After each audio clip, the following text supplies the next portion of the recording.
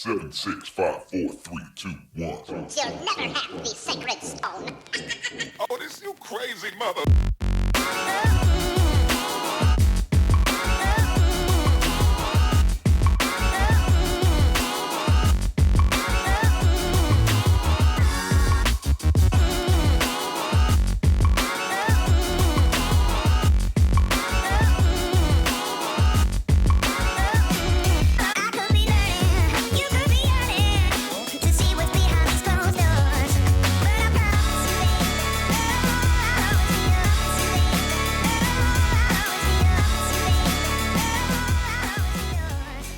Hey guys, your Lake Fork guy Billy Lawson coming to you on the water. Going to talk a little bit about frogging. We're getting to that fall time of year. We're getting more fish trying to move further back into some of these pockets and creek arms, and we've got a lot of grass, as you can see around me. We've got a lot of good mats this year. The water's dropping a little bit, so it's pulling some of those fish that aren't quite getting under there like they should, but all in all the water's pretty stable, so they're not pulling completely out just yet. You can still go and catch some fish, and really starting to catch some pretty good fish on frogs right now. And this will be a pattern that'll work going forward from right now all the way basically through the end of November, depending on how warm it stays. You know, I'm really simple when it comes to frogs. I try not to overthink it.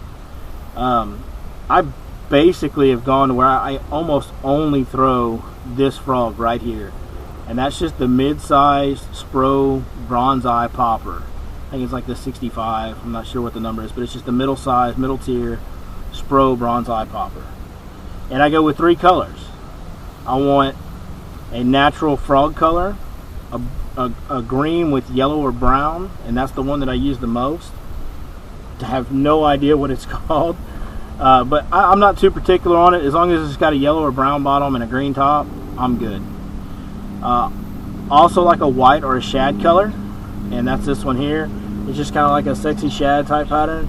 Got a little bit of a chartreuse stripe in it, but it's mostly white. You know, the fish is going to see mostly the bottom, solid white. And then I like a solid black one, and there's nothing to it. It's just solid black. I think it's even called Midnight. So those are the 3 that I use primarily. That's just about the only frogs I throw. The reason I've gone to where I almost only throw this one frog is simply because it's so versatile. As you can see, it's a popping frog, so it's got the concave mouth for popping, so I can do that. I can work it in a straight line and pop it and throw a lot of water, or I can work it like a yellow magic or a popper and just barely throw a little bit of water, you know, kind of a soft presentation. It also walks extremely easy. You can walk, if you work it real fast with some quick twitches, it'll kind of bob straight up and down like that, and you can just do so much with this one frog that I've kind of eliminated a lot of my options just because I can do everything I need to with this frog right here. One exception that I do throw quite a bit that's not these frogs is this bait right here. Technically it's a hollow body frog, but it looks obviously like a fish, and it's made by Live Target. It's just called Live Target Sunfish, and I throw this quite a bit. As you can tell, I've kind of got a silvery shad type pattern. In the fall, you know, these fish are really feeding on shad. I mean, the vast majority of their eating is focused on shad this time of year, and I also do lean towards the white on the popping frog as well, just because I feel like the fish are so focused on shad in the fall. You know, a lot of people throw a frog in the spring and they have great success in the post-spawn time and all that. I feel like a lot of people miss out in the fall, because the frog bite in the fall is every bit as good most years. My very best frog days have come in the fall. I've really, you know, maybe your average size might be a little bit less than it is in the springtime, but my best fish catching frog days have all been in the fall. Okay, now with the Live Target Sunfish, you open up the box and pull it out, and it's pretty much ready to go. Unless you feel like you're missing some hook, like if you start missing a lot of fish with it and you're just not getting the hook in them good, or you're hooking up but the fish is pulling off halfway to the boat, and this applies to all frogs, whether it's popping frog or the sunfish or any other frog you might fish. If you find yourself losing a lot of fish or missing a lot of fish, what you can do is take your pliers and bend that hook up slightly, but mainly what you really want to do is bend it out. So you want to take it and grab it right here and bend that hook out. That will really increase your hookup ratio, and do the same thing on both sides.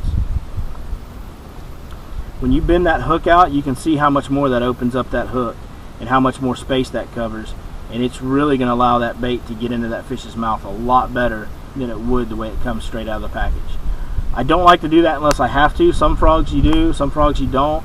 And to be honest with you, even within the same brands, some of these frogs, the plastic will be stiffer, and those are the ones that you really need to bend the hooks out. And some of them will be very soft and supple.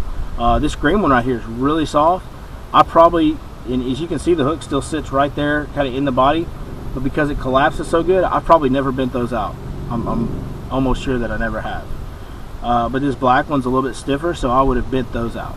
So the second thing I like to do on these style frogs is when they come brand new in the box, their legs are about 1.5 inches longer than where I like them. You can play around with it, and obviously you don't want to tear up all your frogs, but kind of explore a little bit and see how you like it. For me, this is about the length that I like to go, and you can see they're all about the same. That just seems to be the best length for when to allow me to walk the frog the easiest. Alright, so on the live target sunfish, the reason that I keep that one is probably the secondary frog I use to the strobe popping frog.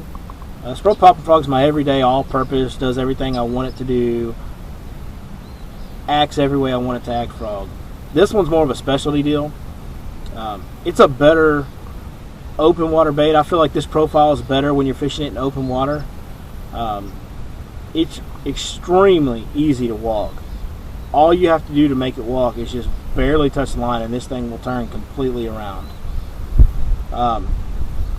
You can also work it fast, and it'll kind of jump, skip, and hop around out of the water. It'll jump out of the water, dive down a little bit. It really has some pretty crazy erratic action.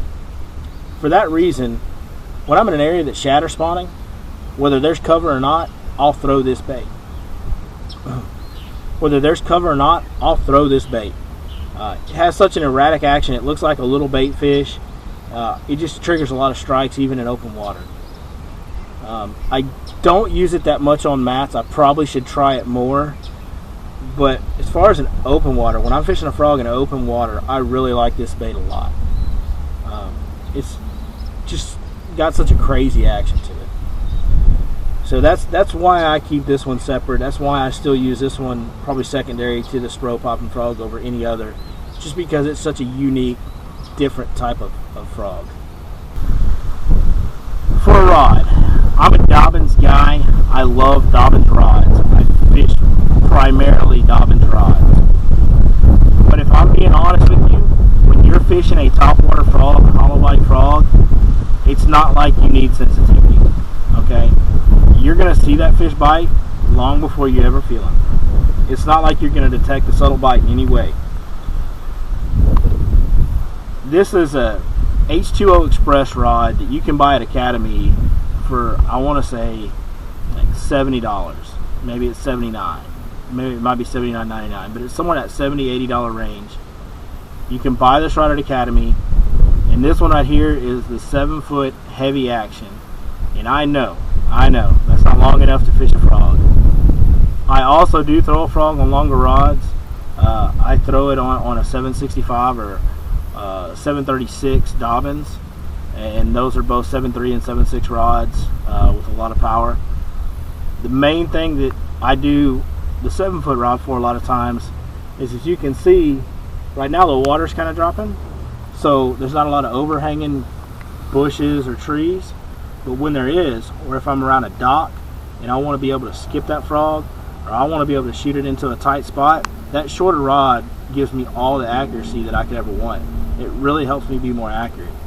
And when you're fishing grass with holes in it, or maybe it's a tree that's growing up and got branches out of the water and you want to get it in between in a tight spot, that 7-foot rod is really the deal that will allow you to be super accurate when you need to. Don't get me wrong, I do fish it on bigger rods too. Especially if I'm just fishing open water, big giant grass mats, and I know that I'm going to be throwing in open water, making long casts, just covering water.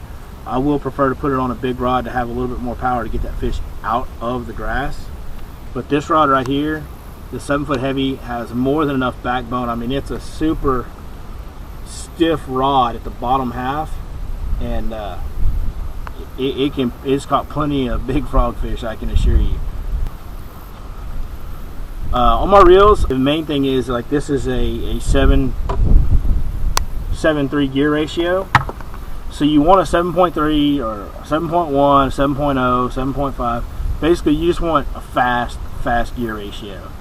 And you want to be able to, when they bite that frog, you want to be able to get that hook in them and get that fish up and out of that cover as fast as you possibly can. So this is probably, other than maybe flipping, might be the most important technique to have a high-speed gear ratio reel.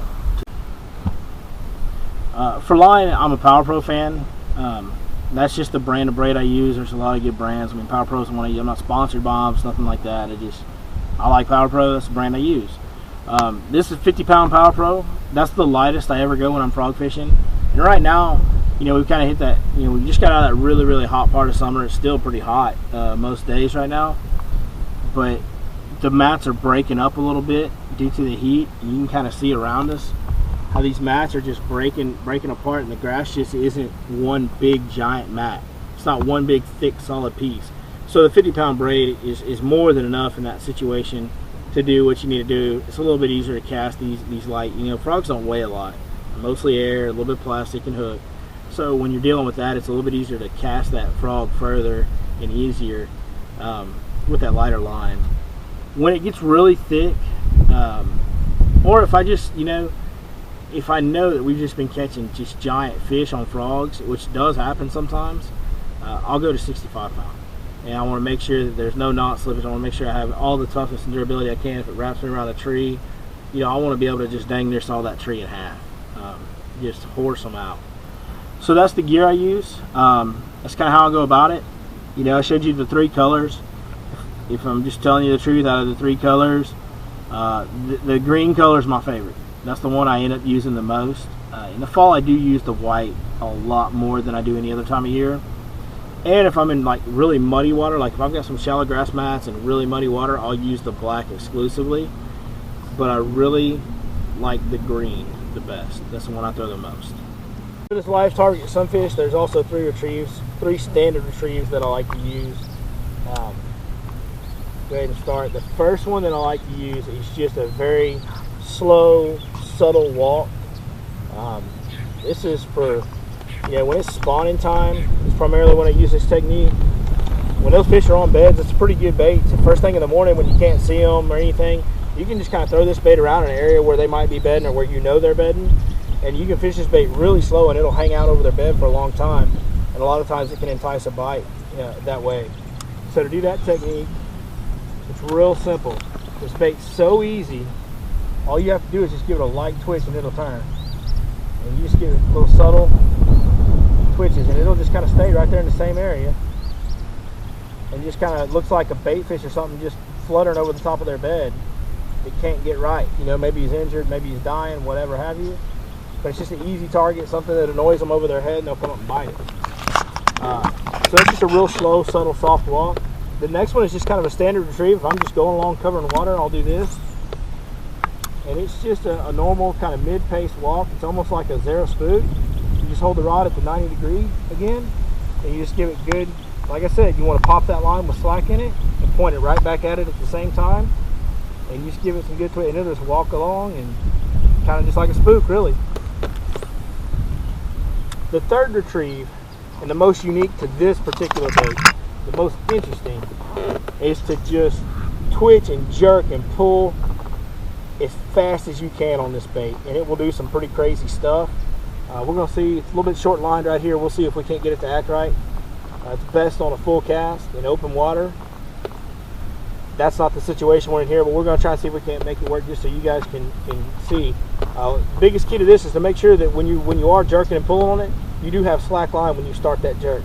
So it's going to be going really fast. You want to keep just a little bit of slack line in there and keep it moving fast as you can. So we're just going to jerk on it real fast. So you can see it's kind of diving and jumping around and does kind of all kinds of crazy stuff.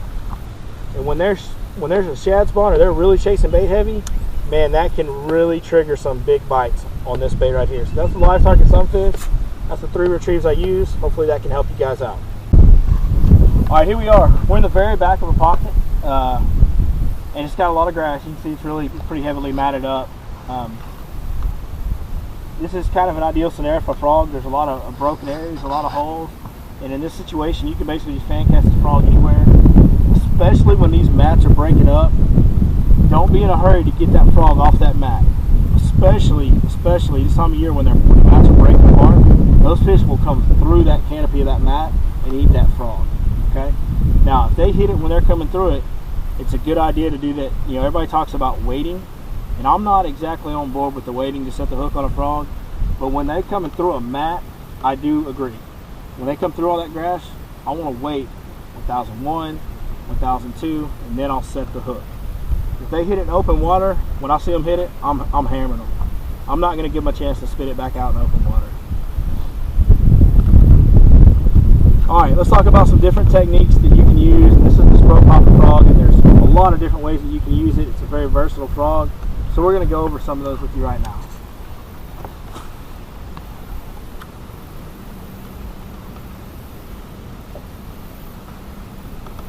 So if the fish are feeding pretty aggressive, they're chasing bait like they tend to do in the fall, a lot of the time what I'll use is just a straight line, straightforward pop where I'm sloshing the water with that popping mouth, and I'm moving that frog pretty quick.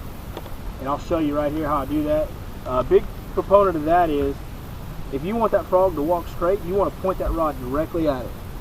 You don't want to point that rod at an angle like this. You want that rod to be pointed directly at the frog. If you're pointing it like this, when you're twitching it, popping it, it's going to tend to want to walk on you. So what I'll do is point straight at it. So I'm going to point the rod directly at that frog and just twitch it. And it's just going to slosh that water straight forward. And that frog's never going to walk, it's going to keep coming straight towards you. Okay? And that bobbing up and down and moving straight forward, when they're chasing bait, that's a good way to get a bite. You can cover a lot of water really fast doing that. Just throw it out there and go to work. Boom, boom, boom, as fast as you can.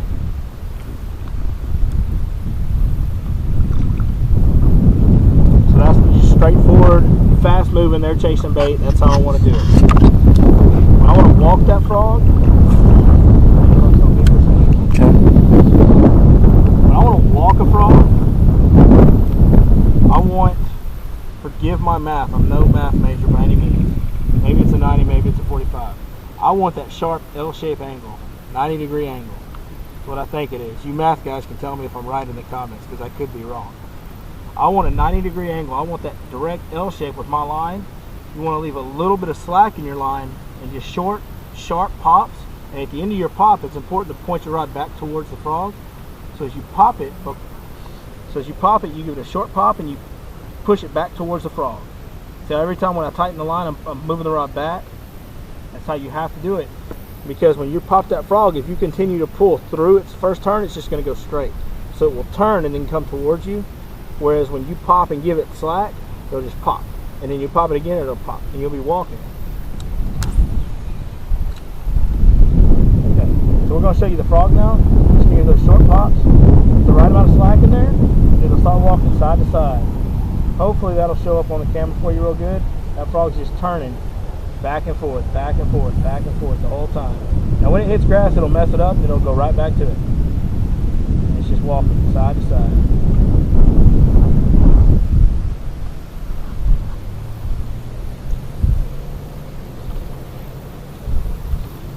A third retrieve that I like to use, and this is primarily one that I use in the post spawn. It seems to work the best. Don't use it much in the fall. But important thing about frog fishing is you got to play with the cadence every day. Find out how fast they want you to walk it, how fast they want you to pop it. You just got to play around and experiment, because it seems like every day will be a different story as to how they want to eat that frog. So a third retrieve that I'll use with a frog a lot is this one right here. And this one works good when you're fishing directly over mats. And all you do is it's just a hard pop. And you pause. And then a hard, and you pause. And another hard, and you pause. What's going on there is when you got fish that are staring at that bait, like when it's post spawn time, and they really don't feel real good, but they want to eat, but they don't want to eat. They're kind of in that weird mood. a lot of times that hard pop, it throws a lot of water, can cause them to react. They're sitting, because if you're throwing it over a mat and there's a fish under there, he's looking at it every time it goes over. He's not always going to bite it, but he's going to look at it every time. So when you jerk it real hard, it make all that water fly out. I've had fish come completely out of the water and have the frog choke all the way to the back of their throat when I'm working this retrieve right here. So it's a good one. It's an alternate one. It's something you can try. Like I said, mostly in the post spawn, that's when it seems to work the best. When those fish come off the beds, they're still shallow, but they just don't feel real good yet because they're tired from being on the bed. A lot of times this will make them react, and you'll catch some really big post spawn females doing this. So we'll show you the frog now. So you're just going to give it a hard pop. Another hard pop. Another hard pop.